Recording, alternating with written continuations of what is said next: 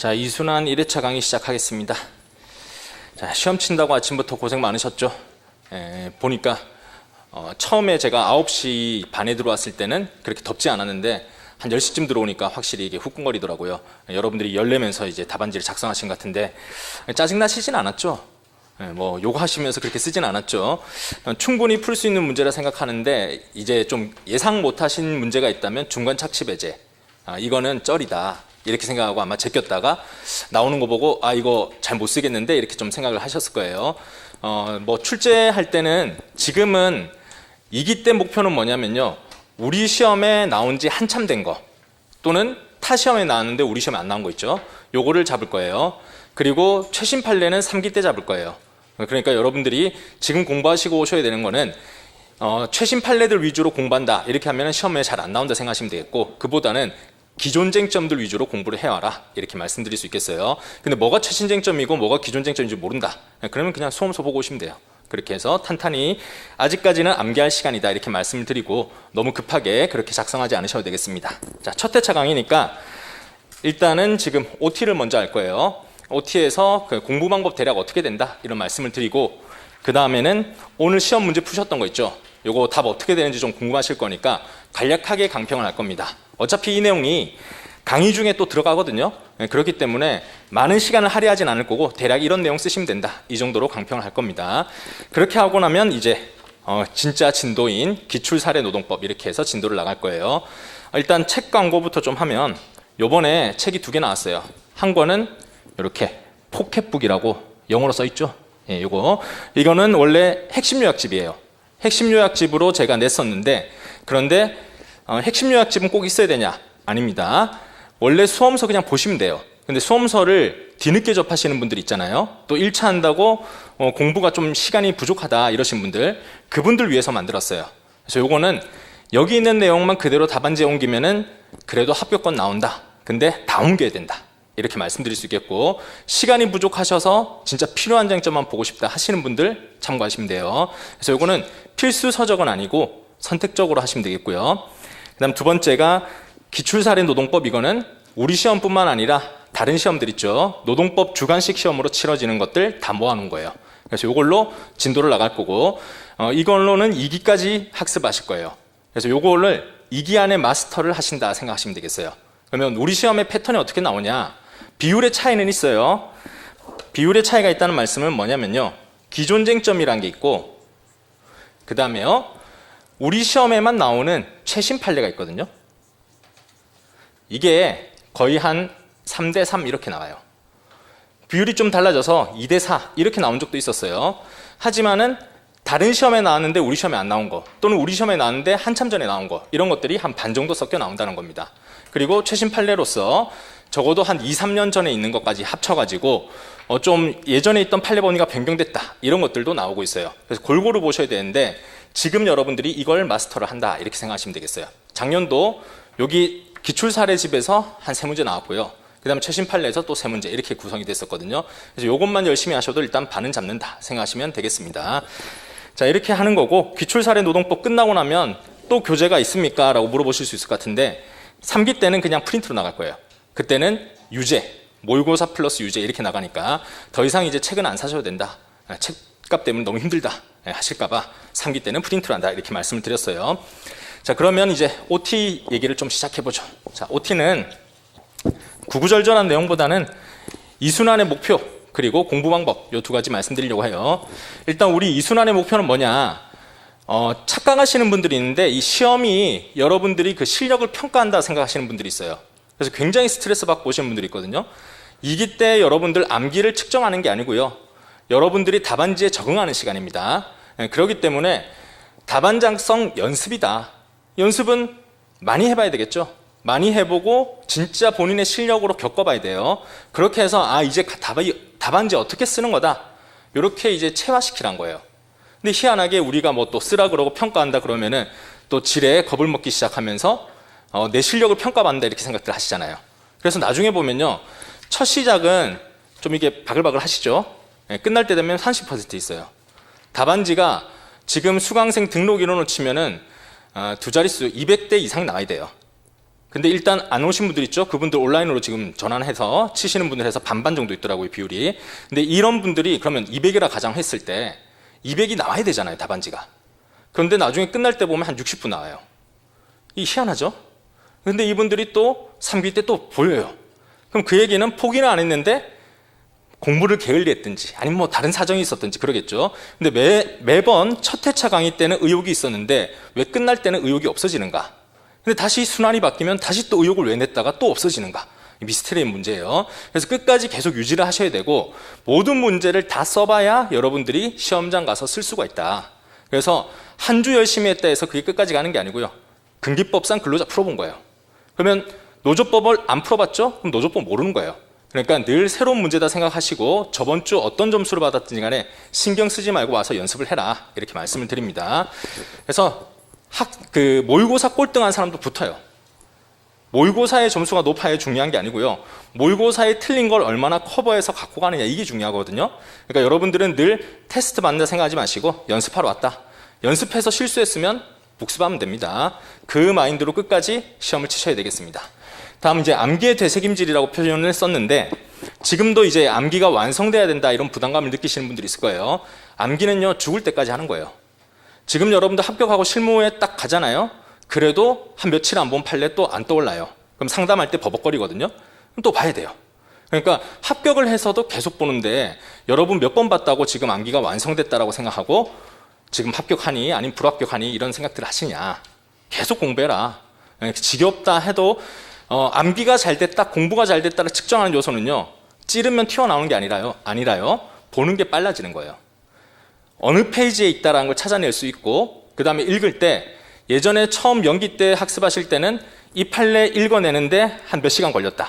그럼 이제는 판례 보면 2분이면 생각이 난다. 그러면 이제 학습이 되신 거예요. 하지만 그렇다 해서 줄줄 써지느냐? 아니라고요. 줄줄 써지는 거는 계속 반복을 하셔야 된다. 그래서 끈기 있게 포기하지 않고 달라붙어야 합격하는 시험이고 그래서 주관식인 겁니다. 객관식과 달라요. 자, 이 두 마인드로 끝까지 가주시면은 시험은 충분히 합격할 수 있으니까 걱정하지 말고 이순환은 연습이다라고 생각하고 오시면 되겠다. 이렇게 목표를 말씀드렸고, 자, 강의 진행 방법은 이미 체험하셨지만은 예습형 모의고사를 쳐요. 그러다 보니까 이제 공부 방법이 약간 혼란스러우실 거예요. 그건 좀 이따 말씀드리고요. 강의 진행 방법은 이제 쟁점 정리, 사례 문제 풀이 이렇게 돼 있는데 사례집만 보는 게 아니고요. 맨 처음에 우리가 챕터마다 쟁점이 뭐였다, 판례가 뭐였다 이렇게 간단히 말씀드릴 거예요. 근데 이순환인 만큼 구구절절 처음부터 다 읽지 않을 거예요. 그냥 대략적인 쟁점이 이거 있어요. 그 다음 판례가 이게 있었죠. 이렇게 하고 넘어갈 거예요. 그러면 여러분들이 이제 되새김질 하신다 생각하면 되겠고 떠오르지 않는 판례가 있다 하시면 여러분들 수험서에다가 표시를 하시면 돼요. 이 챕터 집에 가서 한 번 더 보자 이렇게 표시하시면 돼요. 그래서 쟁점 정리는 각자 수험서로 하시면 되겠다. 제가 제 책만 있는 내용으로 할 수도 있겠죠. 하지만 여러분들이 여러분 그냥 보시는 거 있죠. 갖고 와서 그냥 펼쳐놓고 어떤 판례가 어떤 위치에 있다 이렇게 체크하시면서 따라오시면 됩니다.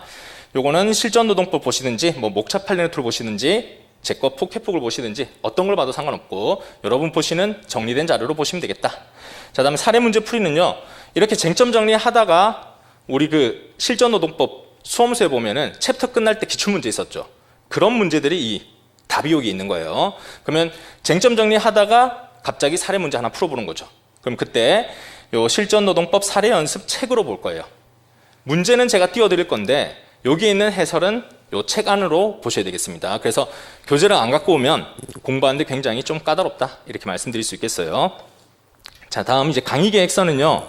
제 목표 진도인데 이렇게 하면은 9회차 안에 깔끔하게 끝나기 때문에 일단 이렇게 세워놨어요. 근데 강의가 제 마음대로 되지 않죠. 하다 보면은 조절이 있을 수 있어요. 그러면 다음 주에는 어디까지 보세요 이렇게 다시 수정해서 말씀드릴 거예요. 그러면 여러분들이 그 범위 안에서 예습을 하고 오시면 다음 모의고사를 치르실 수 있다. 이렇게 정리할 수 있겠습니다.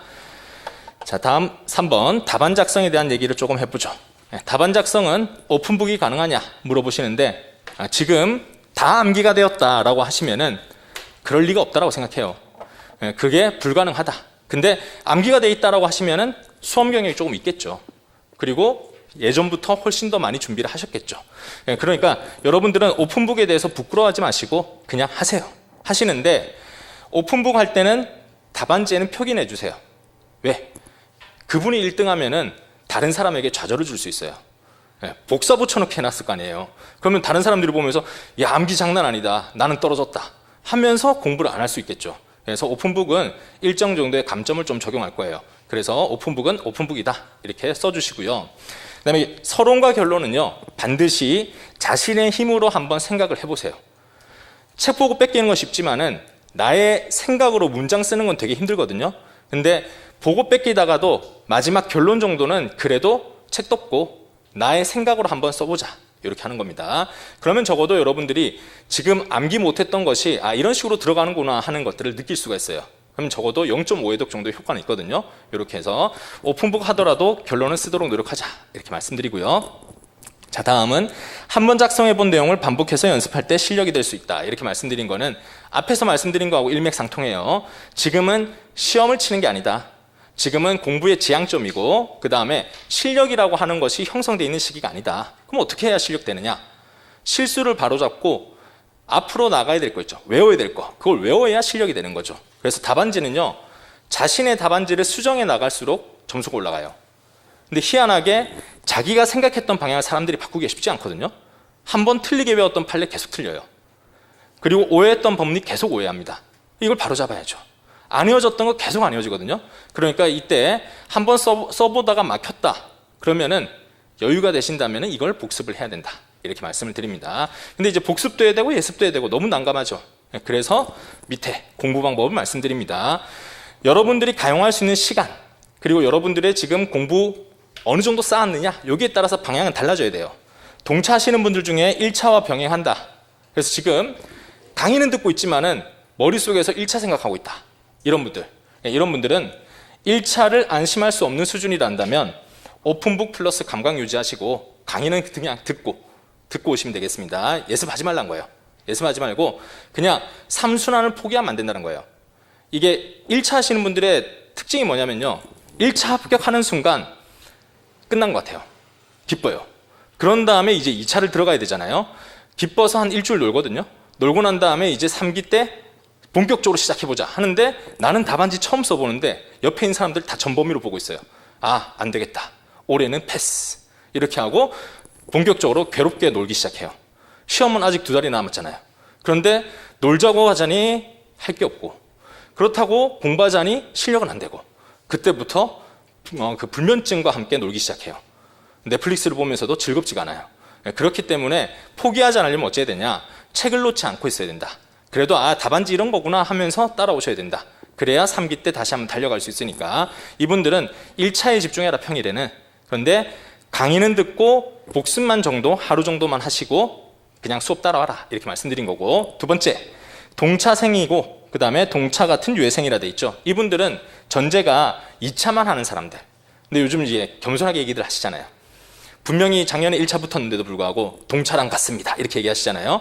그래서 이렇게 써놓은 거예요. 2차만 하시는 분들은요, 수험서를 예습 복습하시면 돼요. 사례집을 보러 간 게 아니네요. 수험서를 예습 복습해서 본론을 잡고 오셔야 된다. 이 사례집을 미리 공부하고 오시면은 그 문제는 풀겠죠. 근데 그거는 강의 시간에 같이 풀자고요.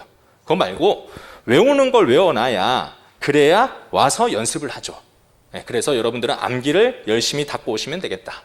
그리고 마지막, 공부 많이 하셨다, 이미 암기도 끝났다, 이런 분들은 사례집으로 공부를 하고 오시면 되는데, 이런 분들은 사례집을 시간 내에 쓰는 게 목표가 아니라 더 빨리 쓰는 게 목표가 됩니다. 그래서 암기도 끝났고 사례집도 공부 다 끝나셨으면은 와서 그냥 테스트하러 오시면 되겠습니다.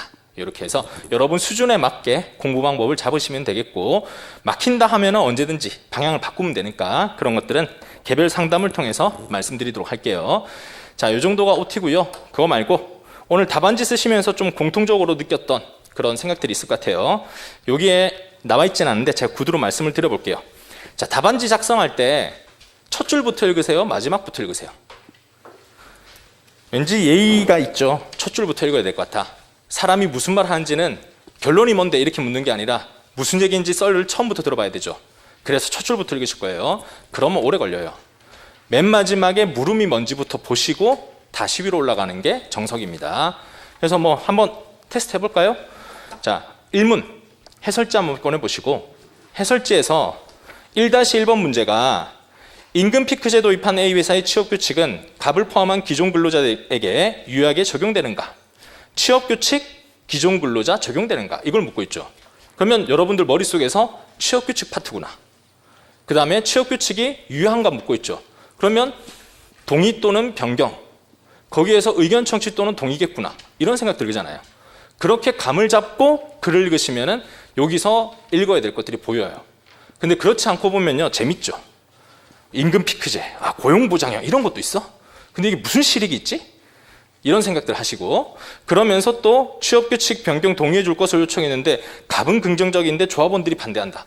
야, 이 콩가루네. 노조위원장이 이렇게 힘이 없어서야. 이런 생각하다가 마지막에 다시 1-1 읽고 나면 앞에서 뭐라고 했더라? 하고 또 올라가요. 그러면 시간이 흘러간다는 거죠. 그래서 뭘 써야 되는지를 먼저 파악해야 돼요. 그러면 머릿속에서 챕터가 떠오르는 거죠.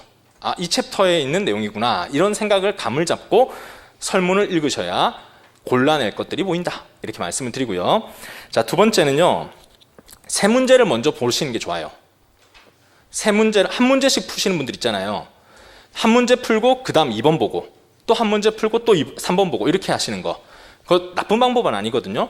근데 1, 2, 3을 한번 다 읽어보시고요. 그 다음 대략 목차 잡고 들어가시는 게 강약 조절이 쉬워요. 예를 들면 오늘은 세 문제 중에 어떤 게 가장 쓸 게 많았죠? 1-1이죠. 근데 만약 이문이나 가운데가 쓸 말이 많았다 하면 여러분 1-1에서 온 힘을 다해 썼을 거 아니에요. 그렇게 해서 한 30분 썼어요. 근데 1-1을 봤더니만 야, 이거 40분짜리다. 어떤 생각 들까요? 큰일 났다.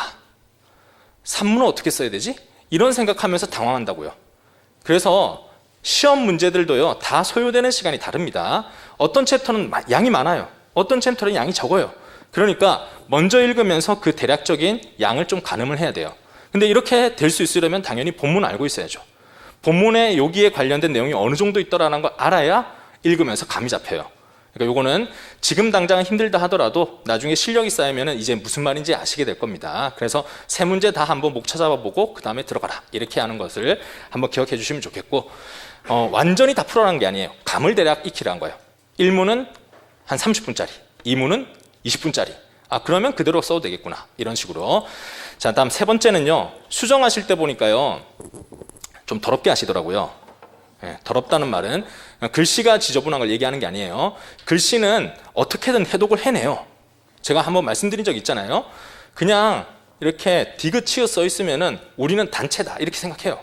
그 다음에 희응자가 보인다? 단체벽 쓰려고 했구나. 이렇게 인정을 해줘요. 그러니까 이런 것 때문에 무너지진 않는데, 보면은 이 수정하실 때 두 줄 끊는 거 있잖아요. 이걸 생각보다 이제 막 이렇게 하신다든지 아니면 네모 쳐가지고 색깔을 막 채운다든지 이렇게 하시는 분들이 있는데 지저분하면은 보기 싫어요. 사람이 하는 이상 깔끔해야 되고, 깔끔하려면 최대한 수정하실 때도 두 줄 그어주고 가시는 게 좋습니다. 그래서 이럴 때는 자 같은 거 쓰셔가지고요. 두 줄 딱 표시해주고 들어가면 좋겠어요. 보니까 한 줄 쓰시거나 막 이렇게 하시는 분들이 있는데, 아니면 X 이렇게 하시는 분들이 있는데, X도 괜찮긴 해요. X도 괜찮긴 한데 그건 X는 크게 할 때 X 치는 거잖아요.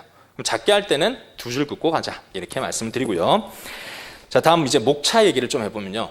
답안지 쓸 때 목차들 구성하시잖아요. 그 답안 목차에서 아마 이제 과목마다 달리 얘기하실 거예요. 과목들마다 뭐 한 줄 띄워라, 괄호 목차는 붙여라, 뭐 이렇게 얘기하시는데, 그냥 노동법은 단정적으로 말씀드릴게요. 무조건 목차마다 띄우세요.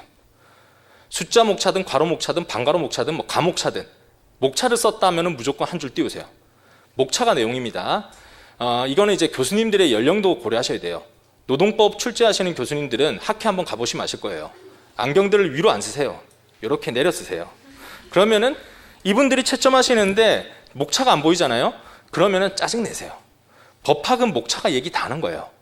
나중에 여러분들이 실력 쌓이시면 아실 겁니다. 목차 들어가 있으면 이 내용 있구나 이렇게 생각을 하거든요.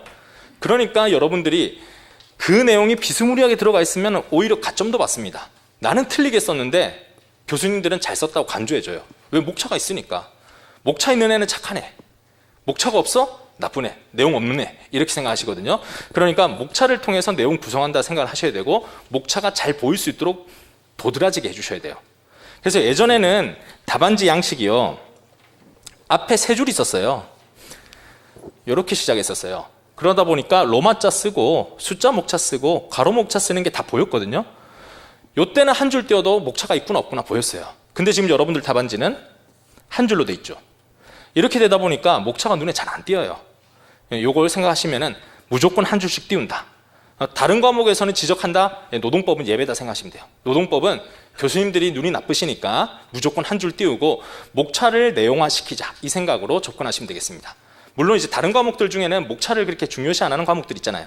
예를 들면 경영학 이런 것들은 목차가 중요하다 이런 얘기 별로 못 들어보셨죠. 거기는 그냥 서분결만 있어도 돼요. 거기 있는 논문들 한번 보시면은 거기 있는 논문들은 진짜 글이 한참 나오다가 목차 한번 나오고 한참 나오다가 목차 한번 나와요. 근데 법학 논문들 한번 보시면요, 각 사례들마다 뭐 판례, 하급심 판례 뭐 이러면서 목차 다 넣어 놓습니다. 목차가 법학에서는 중요하다 이렇게 말씀드리고, 강조했으니까 다음 시간부터는 무조건 한 줄 띄우세요.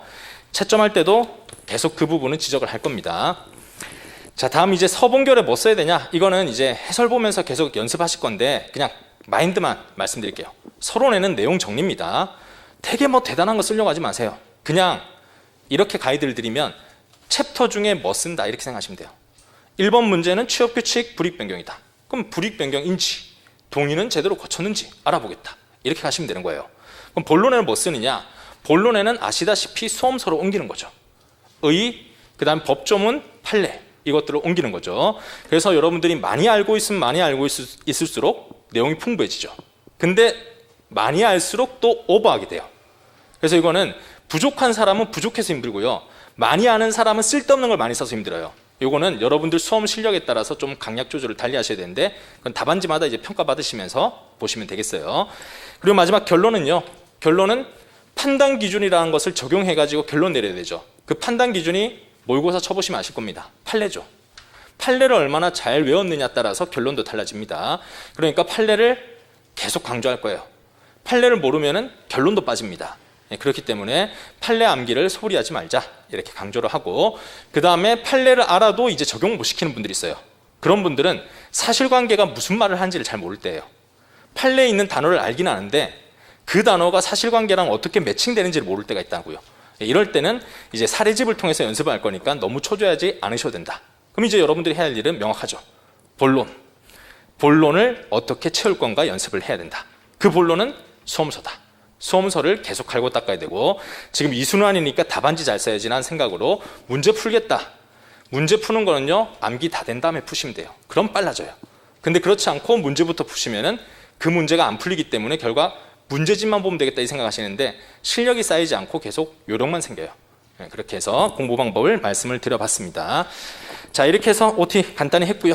이제 해설지 한번 볼게요. 오늘 모의고사의 해설지는 1-1이 양이 좀 많았죠. 그리고 1-1에는요, 해설지 보고 계시죠? 간단하게 볼 겁니다. 1-1의 설문 한번 보시면요, 임금 피크제 도입한 A회사 취업규칙은 갑을 포함한 기존 근로자들에게 유효하게 적용되는가 이렇게 물어봤죠. 여기서 힌트가 나와 있는 게 보이십니까? 취업규칙도 힌트고 또 뭐도 보이시죠? 무슨 단어 있지 않나요? 뭐 근로자 앞에 무슨 단어 있지 않아요? 기존이라고 되어 있으면 머릿속에 떠오르는 생각이 뭐가 있으세요? 신규 입사자는 안 써도 되는구나 이런 생각 드시죠? 신규 입사자 제끼고 현재 있는 사람들 중에 어떻게 되느냐 이렇게 지금 묻고 있어요. 그러면 대략 이제 실력 있는 분들 아실 겁니다. 불이익 변경했다 하더라도 동의 안 거쳤다 하더라도 사회통해서 합리성까지만 쓰는 거구나 이런 생각하면서 시작을 할 수가 있어요. 그럼 위로 한번 올라가 보죠. 위로 올라가 보시면, 자, 취업규칙상 정년을 60세로 규정되어 있다. 자, 이미 60세예요. 그런데 이를 보장하기로 하면서 임금은 55세 정점으로 해서 줄어드는 고용보장형 임금 피크제를 도입하고자 하였다라고 돼 있죠. 그러면 근로자들 입장에서는 어차피 정년은 60세. 근데 바뀌는 게 하나도 없죠. 그러면서 임금만 깎이는 거죠. 근데 이걸 뭐라고 하냐 이런 생각 드실 거예요. 고용을 보장한다 이게 무슨 메리트가 있는데 생각하실 텐데, 실제 이제 기업 현장을 보시면요, 60세 정년돼 있다 하더라도 그 전에 어떻게든 괴롭혀서 내보내요. 뭐 노란 딱지라 그래요. 어느 날 책상 앞에 갑자기 노란 딱지가 와 있어요. 보면은 56세지만은 선배님 후배들을 위해서 비켜주시죠 이렇게 하는 거예요. 그러면 버틸 수 있겠죠. 근데 버티면은 갑자기 이상한 부서 발령 내고 업무 성과 안 좋다면서 막 밑에 있는 팀장이 불러다가, 근데 그 팀장이 10살이나 어려, 불러다가 왜 이렇게 일을 못 하시냐 그러고, 나이가 많다 보면 눈이 좀 아플 수도 있잖아요. 눈 비비고 있으면 건강에 문제 있는 거 아니냐, 병원 가자. 그런 다음에 농내장 있다고 해고한다 그러고 막 서럽기 시작해요. 근데 그런 거 안 하겠다는 거예요. 그런 거 안 하고 마음 편히 60세까지 다니게 해줄게 이렇게 하는 겁니다. 하지만 이거는 법적으로 이거는 유리에게 변했다라고 볼 수는 없겠죠. 법에서는 이미 정년은 보장되어 있는 거고, 근데 이 사람한테 임금만 깎겠다라고 하는 겁니다. 그럼 당연히 불이익 변경이구나 이런 느낌 드시죠. 그래서 취업규칙과 취업규칙 불이익 변경에 대한 판단을 쓰고 여기에 대해서 불이익 변경인지 아닌지에 대한 판단에 소결을 내려주면 되겠다 이렇게 생각하시면 되겠어요.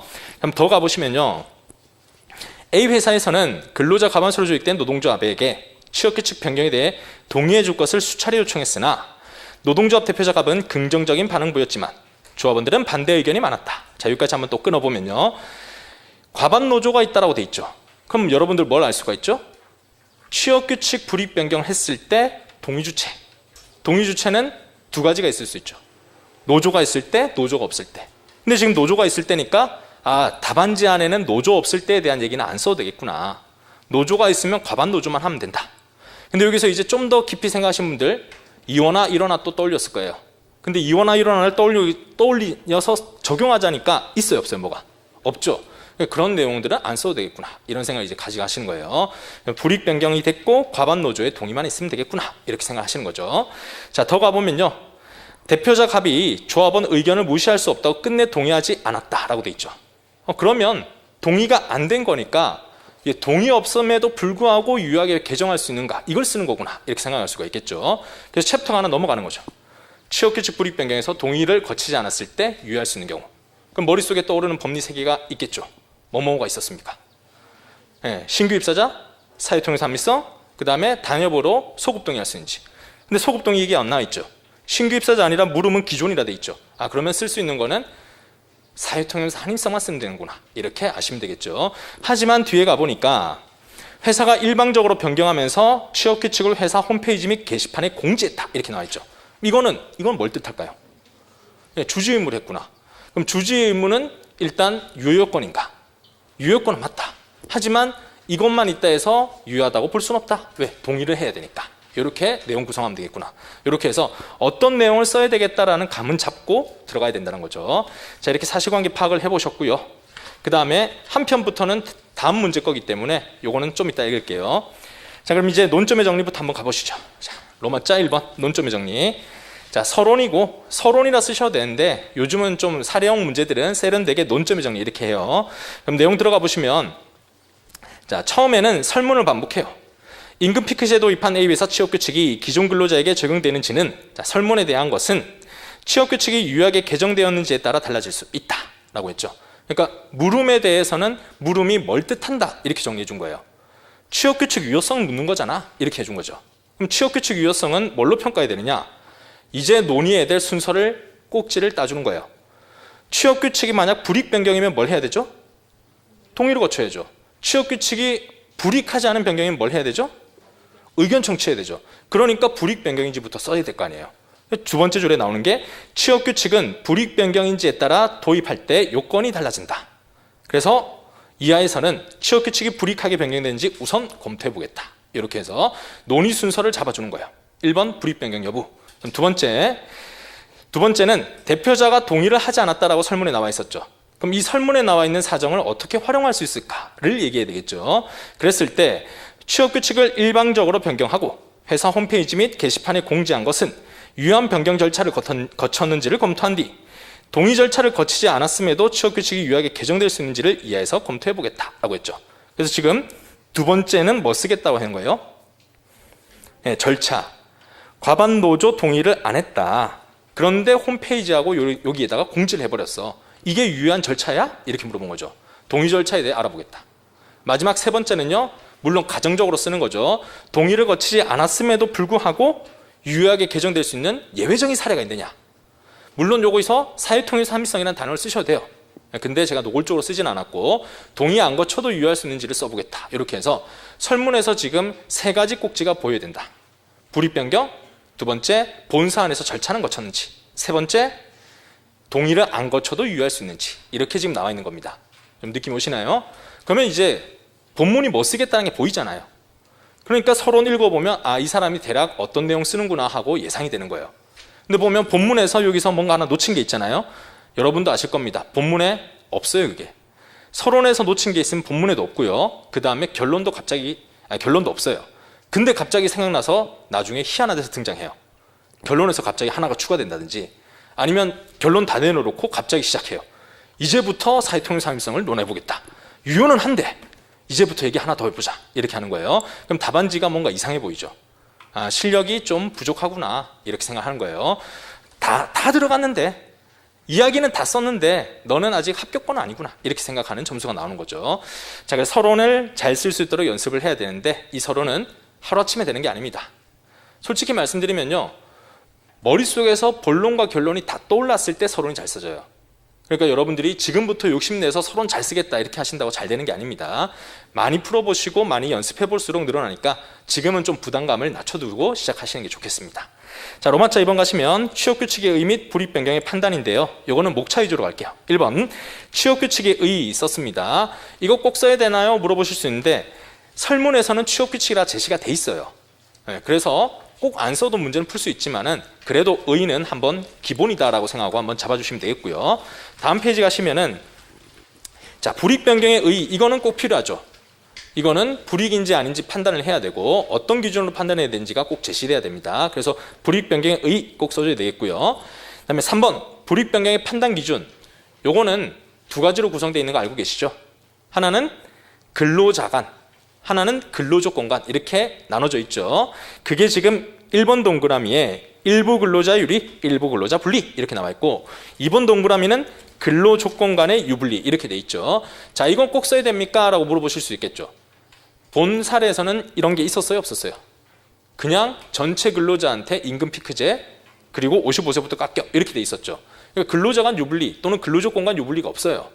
안 써도 상관은 없지만은 그래도 내용 구성을 해주시는 게 득점, 실점이 아니라 득점에 도움이 되는 거예요. 그래서 한번 써주긴 하자, 이렇게 말씀을 드립니다. 그러면 이제 답안지에 설문, 사안 해결 이런 거 쓸 때도요, 좀 더 풍부해지는 거예요. 근로자 간 유분리나 근로조건 간 유분리가 없으니 불이익 변경만 있다, 이런 식으로 가주시면 좋은 거죠. 자, 이렇게 해서 사안의 검토를 한번 중간에 해줍니다. 이유는요, 여기가 갈림길이죠. 맞죠? 불이익 변경이면 동의로 가야 되잖아요. 불이익 변경이 아니면 의견 청취로 가야 되잖아요. 그래서 갈림길이기 때문에 한번 사안 검토를 해준 거예요. 사안 검토로서 마지막 줄 가시면 불이익 변경이다, 이렇게 정리를 했습니다. 자, 그 다음 이제 로마자 3번으로 갑니다. 자, 로마자 3번은 수험서에 있는 로마자하고 똑같지 않은데 이렇게 생각하실 수 있어요. 예. 그 답안지 구성하실 때는 수험서 목차하고 똑같이 안 가셔도 돼요. 근데 왜 우리가 목차를 외워야 되느냐? 목차를 알수록 빠뜨리는 내용이 적기 때문에 그래요. 근데 내용은 변형해서 쓸 수 있다. 너무 똑같이 쓰려고 압박받지 마라, 이렇게 말씀드리고요. 자, 이제 로마자 3번 가보시면 이제 94조에 따른 동의 절차를 거쳐야 되겠죠. 그래서 법 써줘야 되겠죠. 94조에서는 불이익 변경이면 동의가 얻으랬다. 그러면 2번, 이제 동의는 누구한테 받아야 되는지가 문제다. 근데 동의는 과반 노조 있으면 노조, 없으면 근로자 과반수, 이렇게 흘러가고 있죠. 다음 페이지 3페이지 바로 가시면요, 자, 이원화, 일원화까지에 대한 내용도 가볍게 쓰긴 했는데 이것도 활용될 부분 아니죠. 그렇기 때문에 꼭 안 쓰셔도 무방은 하고, 그런데 제시는 좀 해주자, 간략하게 정리는 해주자, 이렇게 썼습니다. 자, 다음 3번 갑니다. 동의 방법. 자, 동의 방법에서 원래는 구구절절한 내용들이 있죠. 과반 노조 있을 때, 과반 노조 없을 때, 과반 노조 없을 때는 또 판례가 나뉘고 있죠. 그런데 요 사례는 과반 노조가 있잖아요. 그렇기 때문에 그냥 과반 노조 얘기만 쓴 거예요. 여기서 시간을 좀 벌어야 되겠다, 이렇게 간 거죠. 내용 읽어보시면 과반수 노조가 있는 경우에는 노동조합 자체가 주체로서 집단성이 인정된다. 집단적 동의 방식을 충족하고 대표권이 제한될 때는 특별한 사정 없으면 대표자의 동의만으로도 유효하다, 이렇게 되어 있죠. 자, 이 정도 써주시고 그 다음에 또 주지 의무와 신고 절차 이런 내용들을 구성했습니다. 주지 의무는 써야 되죠. 요 사례에서 활용할 거니까. 그 다음에 신고는 5번의 신고 절차는 꼭 써야 됩니까? 이렇게 물어보실 수 있는데 안 써도 효력에는 영향이 없다, 알고 계시죠? 네, 그렇지만 이것도 남들이 안 쓸 거니까 써준 거예요. 네, 그래서 0.1점이다 라고 할지라도 내가 좀 더 실력이 있다라는 거 보여주려고 지금 쓴 거고, 근데 이건 취사 선택하시는 거예요. 시간이 없다, 나는 지금 필속이 들어가지고 또는 암기하는데 좀 내가 버벅거리기 때문에 시간이 없다 하시면 5번 같은 거 날리는 거예요. 근데 이미 공부를 다 하셨다, 나는 이제 가점을 연구하고 있다, 이런 분들은 쓰는 겁니다. 자, 이렇게 해서 구성했고, 그래서 주지 의무까지는 필수로 써주자, 이렇게 말씀을 드립니다. 주지 의무 판례도 알고 계시죠? 법령 공포에 준하는 절차로서 어떤 방법이든지 적당한 방법에 의한 취지다. 요걸 써주시면 되겠죠. 자, 이렇게 했고 이제 사항 검토 한번 가봅니다. 자, 여기서도 또 갈림길이죠. 동의를 거쳤으면 어떻게 되죠? 과반노조가 동의했다. 동의 절차 끝났어. 하면은 이제 더 이상 안 가도 돼요. 근데 여기서 만약 동의 안 거쳤으면 다음 로마자로 또 가야 되겠죠. 그래서 여기서 사항 검토 한번 해주는 겁니다. 정리해보면은 과반노조가 동의 안 했죠. 그래서 무효다. 94조 요건 못 갖췄다. 이렇게 그냥 정리가 됩니다. 넘어갈게요. 로마자 4번 가시면 그래서 이제 새로운 논점 또 시작입니다. 동의를 못 거쳤으니까 취업규칙은 아예 그냥 영영 무효인가? 아니죠. 우리가 알고 있는 사회통념상 합리성이 있으면 되겠죠. 근데 이거를 1, 2, 3 목차까지 다 구성이 돼 있죠. 이게 판례 내용이잖아요. 이거 쓰기가 근데 만만치 않다. 알고 계시죠? 시간 싸움이다. 시간 싸움. 그래서 이게 이제 암기나 필속의 영향에 따라 가지고 얼만큼 내용이 나오는지가 보이는 거예요. 내용이 많이 써야 되는 문제일수록 암기가 잘 돼 있는 사람들은 많이 쓰는 거고요. 부족한 사람들은 사회통일성 합리성은 있으면은 동의 안 거쳐도 되는데 제한적 엄격 해석한다. 이렇게 얼버무리면서 그냥 끝나는 거예요. 이런 것들이 이제 실력을 드러내는 요소가 될 수 있겠고요. 자, 어쨌든 판례 내용은 그대로 다 썼습니다. 요약해보면 1번 목차에서는 94조에 있는 요건이 있다 하더라도 사회통일성 합리성이 있으면 동의 안 거쳐도 된다. 2번은 사회통일성 합리성 판단 기준이죠. 요거는 제가 두 문자 따드렸죠. 그냥 불필, 상대, 경대국 했던 거 있죠. 그거 한번 생각하시면 되겠고, 마지막 3번은 최근의 사회통일성 합리성은 94조를 배제하는 거잖아요. 그래서 엄격 해석해라. 이렇게 내용 구성해 주시면 되겠죠. 자, 이렇게 세 가지 썼고 사항 검토는요. 어떠한 것도 나와 있지 않죠. 바꿔야 될 이유에 대한 것도 나와 있지 않았고 대상 조치나 아니면 국내 일반적 상황, 노동조합과의 뭐 협의 하나 건질 수 있게 있다면 노동조합과 협의밖에 없지 않나? 근데 전제는 이것이 왜 필요한지가 나와야 돼요. 근데 필요한지가 사실관계에 전혀 나와 있지 않았죠. 여기서 여러분들 만약 창작으로 쓰신 분들이 있을까요 혹시? 현재 청년 취업이 힘들다. 지금 현재 2021년 현재 청년 취업이 힘들기 때문에 A 회사의 고민이 내가 충분히 이해가 된다. 말은 안 했지만 나는 느낀다. 라고 하면서 상상을 하셨다라고 하면은 안 된다는 겁니다. 사실관계 안에 있는 내용만 활용을 하셔야 돼요. 그럼 사실관계 안에서는 왜 임금 피크제가 필요한지가 전혀 나와 있지 않잖아요. 그러니까 이거는 다시 판례 3번을 가지 않더라도 2번만 가지고도 그냥 깨지는 거예요. 전혀 재반 사정이 나와 있지 않기 때문에 사회통일성 합리성을 인정할 수 없다. 이렇게 하고 무효다. 이렇게 끝이 나시면 되겠습니다. 그래서 결론은 기존 근로자에게 적용되지 않는다. 이렇게 가주시면 되겠습니다. 자, 다음 1-2번 가보시면요. 자, 1-2번에서는 외국인 근로자였죠. 다시 사실관계 앞장으로 오세요. 1페이지로 돌아오시고 제가 설문은 다 안 읽었었어요. 그럼 1페이지 가시면은 밑에서 세 번째 줄에 한 편부터 시작하시면 되겠죠. 한 편 보시면 A 회사의 외국인 근로자 을은 체류 자격이 없다. A 회사는 체류 자격이 없으니까 근기법 적용 대상이 아니다. 라고 하면서 임금을 지급하지 않았고요. 설문 1-2에서는 물어보는 게 그러면 근기법 적용 안 되는 거 맞냐? 임금 안 줘도 되는 거 맞냐? 이렇게 묻고 있어요. 근데 이제 여러분들이 혼란스러워 하실까봐 1- 설문에 조금 추가를 했습니다. 설문은 6페이지에 있죠. 6페이지에 보니까 을은 무단결근을 한 바가 없고 성실하게 근로했다라고 돼 있죠. 그렇다면 근로는 했는데 왜 임금 안 주냐? 이렇게 가는 거죠. 혹시 이렇게 상상하실까봐. 불법 체류 외국인 근로자인데 출입국이 떴어. 그래서 도망 다니다가 한 달째 지금 결근하고 있어. 그럼 임금 안 줘도 되잖아. 이런 생각을 하실까봐 현재 일을 잘 하고 있고 근데 이 사람이 근로기준법 적용 대상 아니다. 이런 이유로 지금 임금 안 준다. 이렇게 지금 쓴 거예요. 그러면 쟁점 뭐다라는 게 보이시죠? 43조 얘기도 쓰지 마. 이렇게 돼 있잖아요. 그럼 쟁점은 회사가 지금 핑계로 제시하고 있는 게 정당하냐? 이렇게 지금 물어본 거예요. 핑계는 뭐였죠? 체류 자격이 없으니까 근로기준법 적용 안 돼. 이렇게 얘기하잖아요.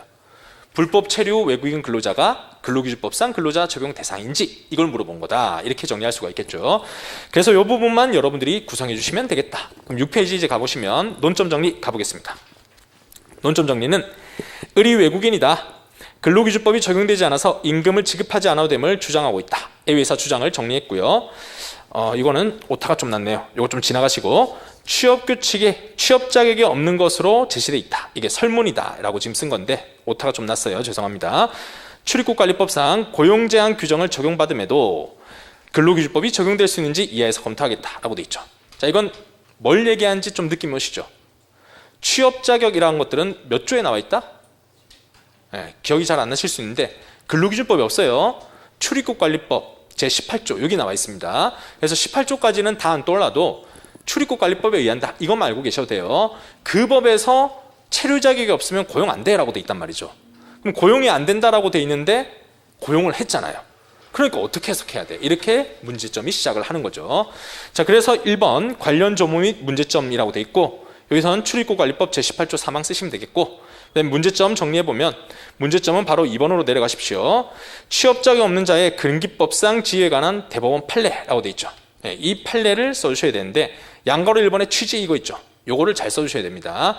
취지는 꼭 쓸 수 있도록 노력해야 된다. 왜? 아까 말씀드렸죠. 출입국관리법에서 고용하지 마라고 돼 있잖아요. 그럼 이 규정이 만약 강행 규정이다라고 하면은 고용을 했다 하더라도 무효가 되는 거 아니냐 이렇게 가는 거죠. 근데 만약 출입국관리법이 단속 규정이다, 다른 법률 관계에 아무런 영향을 주지 않아, 그러면 일한다 하더라도 아무 문제가 없겠죠. 그래서 그 법의 성격부터 먼저 검토를 하는 겁니다. 그게 양가로 1번 내용이고, 내용 들어가 보시니까 첫 번째 줄 끝에 사실행위 금지, 취업 자격 없는 외국인이 사실상 제공한 근로 따른 권리나 이미 형성된 근로관계에 있어서 근로자로서 신분에 따른 노동관계법상 재반 권리 등의 법률 효과까지 금지하는 거 아니다. 정리해보면 사실행위 금지, 법률 효과 인정 이렇게 정리가 되죠. 그리고 2번 근기법상 근로자는 해당되냐라고 했을 때 다음 페이지 가시면은 출입국관리법에 자격 없다 하더라도 7페이지의 첫 번째 줄 가운데 있죠. 근로계약 당연무효 아니다. 따라서 사용족속관계에서 근로 제공하고 임금 받아온 자면 근기법상 근로자다 이렇게 정리가 되죠. 지금까지 일했던 거는 다 받을 수 있다 이렇게 되죠. 근데 여기서 지금 빠져있는 것들 있죠. 암기 많이 하신 분들이 이 밑에 뭐가 두 가지가 더 있다는 거 아실 건데 뭐가 있죠? 산재도 하나가 있고 해고에 대한 얘기도 있죠. 근데 그거 왜 안 썼어? 써도 돼요. 쓰면은 점수를 받았으면 받았지 내려가진 않아요. 왜? 관련되는 내용이니까. 근데 지금 물어보는 건 뭐였죠? 임금 물어봤잖아요. 임금만 물어봤기 때문에 이것만 써도 충분히 결론이 나오기 때문에 스톱을 한 거예요. 이해가 되십니까? 만약 산재론 물어봤어요. 그럼 어디까지 써야 될까요? 산재 얘기 써야죠. 산재법상 근로자는 누군데 체류자가 없어도 근기법상 근로자 되고 그러면 산재법상 근로자 된다. 이 판례 써야 되겠죠. 그 다음 사용자 이럴 수 있죠. 임금을 안 주면서 해고했어. 그러니까 이 불법 체류 외국인 근로자가 임금 안 준 것도 문제 삼고 해고도 문제 삼아요. 그럼 어디까지 써야 되죠? 해고까지 써야 되는 거예요. 그럼 즉석에서 이제 한번 풀어보시죠. 해고에 대한 거는 문제가 돼요, 안 돼요? 다 같이 풀고 있는 거 맞죠? 해고에 대한 거는 판례가 뭐라고 합니까? 사실행위 금지한다라고 돼 있잖아요. 고용이란 사실행위. 그러니까 앞으로에 대한 근로에 대해서는 보장할 수 없다라고 했죠. 그래서 바로 계약 해지할 수 있다. 언제라도 계약 해지할 수 있다. 이렇게 돼 있었고 그 계약 해지에서 근로기준법 제23조에 따른 정당성을 요구합니까? 안 합니까? 기억이 나시죠? 제 얼굴만 본다고 떠오르면 참 좋겠는데 안 떠오를 거예요. 그걸 머릿속에 더듬으셔야 되겠고 머릿속에 안 더듬죠. 이렇게 하시면은 제가 말씀드렸죠. 집에 가서 본다 하고 붙이시면 돼요. 여기서 화내시면서 책가방 싸시면 안 됩니다. 그 화내봤자 실력 쌓이는 거 아니잖아요. 그냥 집에 가서 한 번 더 보자 이렇게 하고 포스트잇 갖고 오세요. 책을 접다 보면 책이 찢어지거든요. 계속 접었다 폈다에 대해서. 그러니까 그냥 붙이고 가서 읽으시면 돼요.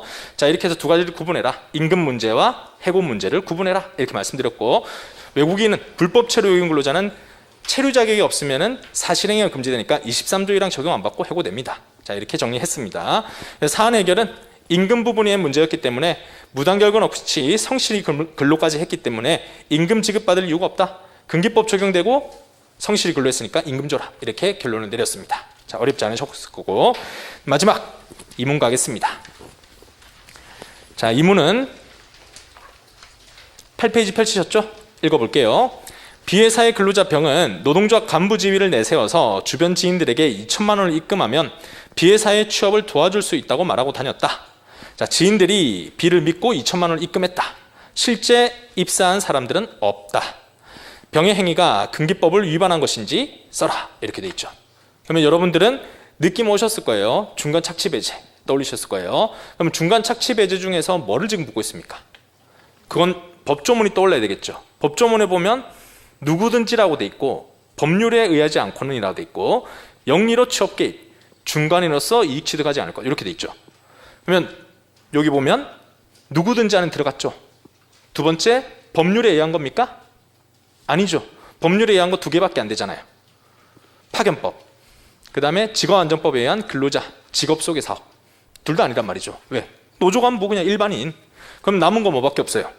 이 법률에 의해서도 아니고 누구든지 안에 들어왔다. 그럼 이제 요건 안에 들어오면 되겠죠. 요건은 영리로 취업 개입하거나 중간인으로서 이익 취득하거나. 근데 이 행위는 어떤 행위다? 취업 개입이에요? 아니면 중간인이에요? 취업 개입이다. 이렇게 푸는 거죠. 그럼 취업 개입이다 하면은 떠오르는 판례가 또 있을 거예요. 취업 개입 의미를 판단하는 판례가 하나 있고, 그 다음에 행위에 나가야 되는가라는 판례가 있잖아요. 그 두 가지를 다 쓰는 거였죠. 그 얘기가 세 번째 줄에 있는 거죠. 입사한 사람들은 없다. 요거가 행위를 안 한 거 아니야? 돈만 받고 아무것도 안 해준 거 아니야? 이렇게 지금 얘기를 할 수 있는 부분이었고, 그렇다 하더라도 이 사람은 근기법 위반이다. 이렇게 흘러갈 수가 있는 겁니다. 그럼 이걸 출제하게 된 배경을 말씀드려보면, 최근에 땡땡 자동차 주변에서 취업 사기 사건이 있었어요. 이렇게 돈 주면 취업해줄게 라고 하면서 최근에 그 금액이 보니까 금액이 정확하게 기억 안 나는데 한 20몇억 됐던 것 같아요. 그런 사건이 최근에 있었고, 우리 시험은 나온 지 10년이 됐기 때문에 요 쟁점도 이제 중요하다 이렇게 생각하시면 되겠습니다. 사례형이 한 번도 안 났거든요. 단문만 나왔고, 그래서 이것도 공부를 하시면 되겠다. 자, 논점 정리 가보시면요, 정리를 해서 두 번째 줄에 영리로 다른 사람 취업에 개입한 행위가 해당할 수 있는지가 문제다. 이렇게 해서 쟁점 정리를 했죠. 어느 챕터다? 중간 착취 배제 챕터다. 그 다음 요 사례에서 문제가 되는 거는요, 2천만 원을 입금했는데도 B회사에 입사한 사람이 하나도 없다. 이 점에서 취업 개입이라고 볼 수 있을까? 이렇게 해서 취업 개입인지 그리고 활동했는지 이렇게 내용이 문제된다라고 정리할 수 있겠습니다. 자, 로마자 2번 중간 착취 배제는 그냥 일반론 가시면 돼요. 1번 의미 취지라고 돼 있고 구조 쓰시고 생활안정 깨한다라는 일반론 쓰고, 2번 중간 착취 요건, 이것도 수험서에 있는 목차들 그대로입니다. 자, 좀 빨리 진행하려고 요건 나중에 해설집 볼 때, 교재 사례집 볼 때 또 볼 거니까 지금은 그냥 넘어가도록 합니다. 그럼 양가로 3번에 판례 두 가지가 나와 있다. 9페이지에 보면 판례 두 가지 나와 있죠. 하나는 영리의 의미가 뭐냐, 영리와 중간인의 비교. 또 하나의 판례는 취업에 개입한다 했을 때 실제 수행까지 나가야 되냐, 이렇게 두 가지가 있었죠. 그래서 영리의 의미는 정리해보죠. 영리의 의미는 뭐죠? 다시요. 영리로 취업에 개입한다라고 했고, 그 취업 개입의 의미가 뭐죠? 취업의 성립, 고용의 갱신, 이런 것들에 관여하는 거죠. 그 다음에 이게 영리하고 결부가 돼야 되죠. 두 번째, 타인의 취업에 개입한다. 이건 뭐죠? 실제 액션까지 나가야 됩니까? 아니면 돈 받고 취업시켜줄게 하고 돈 받는 행위까지만 가지고도 우리는 인정합니까? 우리는 실제 행위는 필요 없다. 이렇게 얘기하고 있죠. 그 얘기가 어디 있습니까? 두 번째 줄에 성립갱신에 영향을 주는 행위에는 원하는 사람에게 취업 알선해 주기로 하면서 대가로 금품 수령하는 정도의 행위도 포함되고, 반드시 다음 줄에 있죠. 가운데 소개 알선 행위까지 나가야 한다고 볼 것은 아니다 라고 돼 있죠. 자, 이렇게 해서 결론적으로 이 사람들은 지금 허용되지 않는 사람들이다. 이렇게 정리할 수 있겠습니다. 바로 결론 갑니다. 10페이지 가시면 사안검토. 자, 사안검토 1번 동그라미, 사안에서는 파견법, 직업안전법이 적용될 여지가 없다. 근기법 제9조 위반에 대해서만 검토하면 되겠다. 다음 넘어가시면 B회사의 근로자병은 취업을 도와줄 수 있다고 하면서 2천만 원 요구했다. 영리로 다른 사람 취업에 개입했고 노동관계 성립에 영향을 주고자 하는 행위에 해당한다. 3번, 비록 주변 지인들이 병에게 입금을 했지만 실제 입사한 사람들이 없다는 점에서 성립에 영향을 주지 않았다고 주장할 수 있으나 판례에 따르면은 아까 읽었던 내용이죠. 넘기고 마지막 줄, 그래서 병은요 중간 착취 배제에 해당할 수 있다. 정리했고요. 그래서 결론은 한 번 더 되새김질하는 겁니다. 이렇게 해서 위반이다. 이렇게 정리해 주시면 되겠습니다. 자, 들어보시니까 되게 편하게 풀 수 있는 문제들이었다. 죄송합니다. 그렇게 저는 생각을 하는데, 그거는 복습해 보시면 이제 아실 겁니다. 복습해 보면은 여기까지 쓰는 거였구나 이렇게 생각할 수가 있겠고요. 자, 시간이 좀 빨리 끝났는데 그래도 한번 10분 쉬었다가 바로 이제 진도 나가 보도록 하겠습니다.